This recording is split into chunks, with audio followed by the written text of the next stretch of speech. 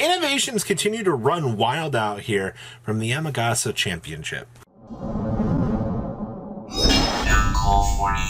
Alright, to the 30% of you that have not smashed the ever-living crap out of that subscribe button, smash it so you guys don't miss out on more awesome content. So we have another breakdown here. Now, I've been loving analyzing some of these events, but I'm choosing not to do a huge amount of them because I want to do things that pique my interest that are a bit more unique. Now, the thing that caught my attention this event was we actually had a winning Labyrinth list. Now, I want to continue to kind of analyze and look at how Labyrinth has been doing in the OCG, because once we get Chaos Angel here in a couple months, you'll be able to go, oh, hey, I saw in this event, why this got the chance to perform. And why is this particular doing well at this stage? And that's what you're going to see with a lot of these lists. And when we start looking at these, how these particular trends are kind of starting to shape up out of these events, which is kind of interesting. And then, of course, we had Purely. Purely has turned into one of the biggest, surprise factors in the OCG. Being able to make the big cat, the big cat being unaffected by your opponent's activated effects is kind of crazy. All right, it turns this entire deck into something that, your opponent has a big issue handling. And it amazes me that players are just having such a hard time dealing with that.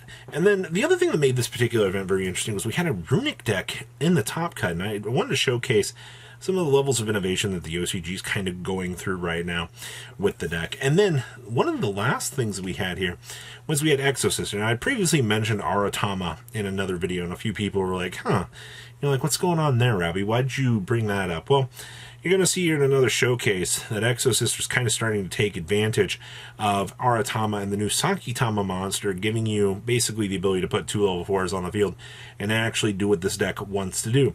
Guess what? It's called an Exceed Summon, and it is meant to make this deck function a little bit easier. So it's definitely something interesting to kind of see at the end of the day. All right, we're going to pass on over for these deck lists. Winning the event here was none other than Labyrinth. Now, one of the big reasons I wanted to talk about this deck was the basic lines of play that you're kind of starting to see this deck take off. Now, before Chaos Angel, you saw a lot of these decks weren't really playing the extra mods. I mean, out of the Japan Champion, or out of the, what was it, YCS Osaka or something like that, you saw that a 6 monster lineup was successful, which was just, 3 Ariana and then 3 of the Lovely Labyrinth. Well, once Chaos Angel touched down here, you've started to see that this deck has gone towards, including additional copies of the stove in the deck. That way you have basically 3 tuners that you're able to access essentially at any point in time to make a 3,500 attack point monster while you hide behind your pretty extensive trap lineup here. Now, one other thing that's definitely put this deck more on the map as of late was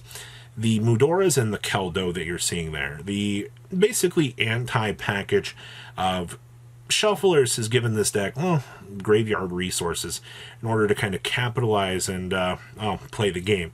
And unfortunately, when a format looks as bad as Tier's huge representation in the OCG, it's definitely been interesting. I also see that we are playing a Zombie Stein down here in the extra deck. Talk about just very large monsters that can get in charge and allow you a good chance to play the game. And then you look down here in your extra deck, I mean, you have Lava Golems, you have Radion Kaijus, you have so many strong power cards that are meant to give you the chance to play the game, and you could very easily lose a game out of left field, but this deck is meant to try to optimize and do that. And that's why you're main decking Skill Drain, because you don't really care at the end of the day if your effects get shut off. I mean, you roll out a Chaos Angel with 3,500 attack points, you have one of the strongest monsters on the field, and your opponent's not going to be able to do anything about it. So when your deck has multi-layers of shenanigans, as we're going to call it here, you can control a situation relatively easily, and that's what you really want to see with a deck like this. All right, now next up here is Purely. Now, to nobody's surprise, Purely took second place for this event. To my understanding, this deck is extremely budget in the OCG. And the thing that set the deck over the top was the addition of the second cat out of Cyberstorm Access. The second cat makes this deck crazy, actually. The fact that this deck can load up a very large number of materials underneath the big black cat down there, and then the big black cat's entire purpose is, as long as it's got those 5+ materials, it's unaffected. Now, basically, like our old friend, the good old Lyrilisk monster, that could essentially, every time your opponent would special summon, go ahead and, do the detach, spin it on back. It really, for that era, and this card, it's basically an upgraded version of that. Now, what else really makes this deck scary? Well, you actually have the ability to allow the cat to draw you some cards during your opponent's turn, which then gives you the ability to draw into what we like to call them hand traps. It's kind of interesting at the end of the day.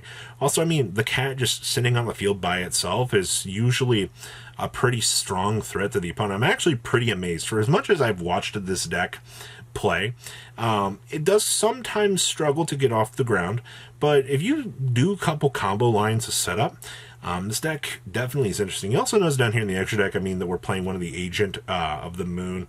We're playing the Sky Striker link and one of the Virus Swordsman. It gives you access points to kind of link out and clear some things off of the field and put some semi-threatening monsters on the field, which is something that this deck needs to do. I guess the other interesting thing is the inclusion of the Dark Ruler no more. It's kind of started to head in like the OCG's metagame tech slots here as a chance to allow this deck, the chance to get off of the ground, which is kind of something that you definitely need to see. I also like the Dimensional Fissures down there as well. Good stuff.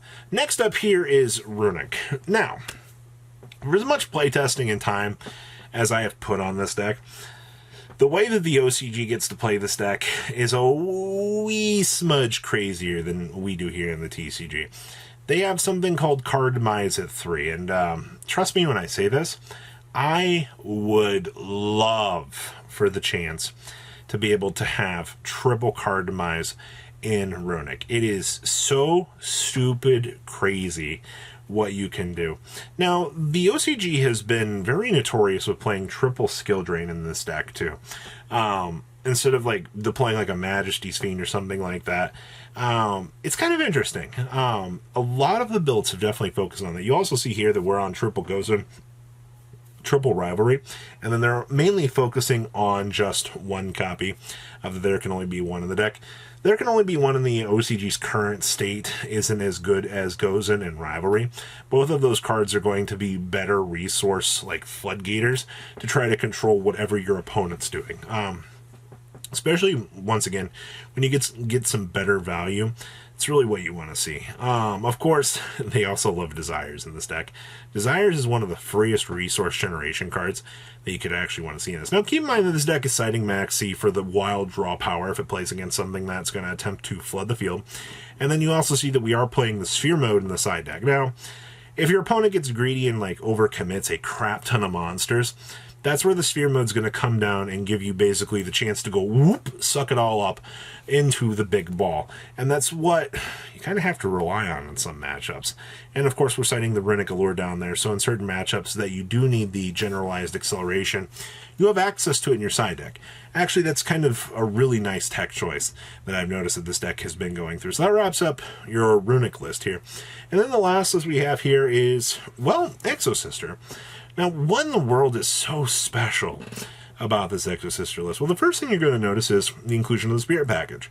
We're playing 1 Aratama and 2 Sakitama. So Aratama can go search for the Sakitama on its original core normal summon, then you can reveal the Sakitama to normal summon it. Well, congratulations, you just got 2 level 4s. Now you can go ahead and do one of those very, very valuable things we like to call an Exceed Summon. And it gives you just the chance to play the game. Now, you will see that we are also playing a Small World package in here as well. And for as many differences in attributes and things that you're playing in here, you have so many tech choices to be able to sift through. It's actually kind of cool. I mean, you can tutor for the Gravekeeper's card. You have so many things going for you in this list that it's actually really, really cool. Now, outside of that, aside from the very big tech choices to accommodate for the Small World, this deck, its very simple game plan is it wants to focus on standard shenanigans. I say shenanigans a lot. It wants to focus on the standard. Oh, you touched your graveyard. Sorry, tier player. Now I'm going to go ahead and do your thing. Now that tier's been dialed back in the OCG, this deck looks way more inviting at the end of the day. All right, like those are your biggest things to understand because, you know, we've had the dial back in power. You can actually see this deck function and actually do something. So that is your wrap up for this event. Did anything really catch your attention here? Please leave a comment down below, tell me what you guys think, and I'll see your beautiful faces back here later in the day, guys. Peace out. Patrons, thank you.